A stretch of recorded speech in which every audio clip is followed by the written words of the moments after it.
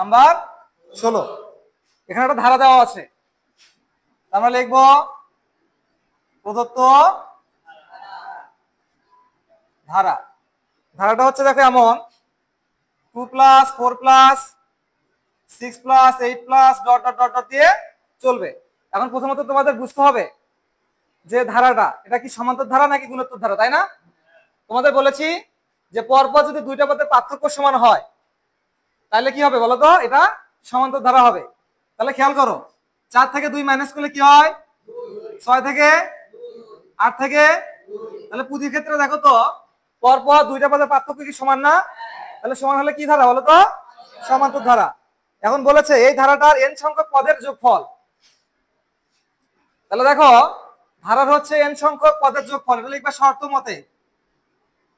শর্ত মতে n সংখ্যক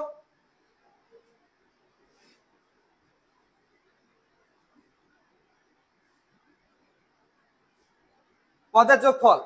n সংখ্যক পদের যোগফল দেওয়া আছে তোমাদের হচ্ছে 2550। কত? আচ্ছা, এখন n সংখ্যক পদের যোগফলের সমষ্টির সূত্রটা আছে নাকি পারবা? এই কারো মনে আছে? হ্যাঁ বলো দেখি কি পারবা? হ্যাঁ গুড, বসো। তাহলে আমরা হচ্ছে n সংখ্যক পদের যোগফলের এই সূত্রটা জানি। এটার সমান দেওয়া আছে কত? 2500।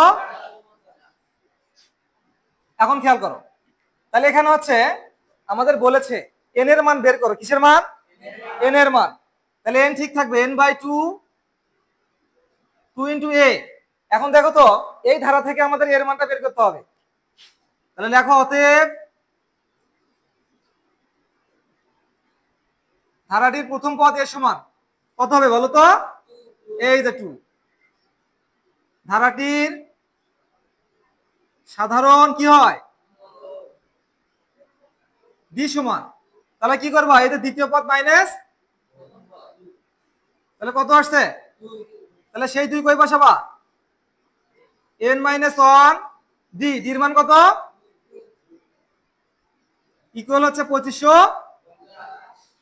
আচ্ছা, এখন n/2 2 দুগুণে কত, n দ্বারা 2 কে গুণ করলে হয় মাইনাস, ইকুয়াল কত 2500 n/2। এখন ক্যালকুলেশন করো, এখানে আছে কি 2n, এই 4 থেকে 2 মাইনাস করলে কি হয়, ইকুয়াল 2500 n/2 গুণন। দেখো তো এই দুটোর মধ্যে কি 2 কমন যায় না? কমন না মানে কি করা, ভাগ করা। তাহলে এখন দেখো 2 কমন গেলে এখানে থাকে n, এখানে 2 আমরা কমন নিছি না, তাহলে কিছু নাই মানে একটা কি আছে, ইকুয়াল হচ্ছে 2500। এই 2 টু ফিনিশ। এখন দেখো n দ্বারা n কে গুণ করো, তাহলে কি হয় n²।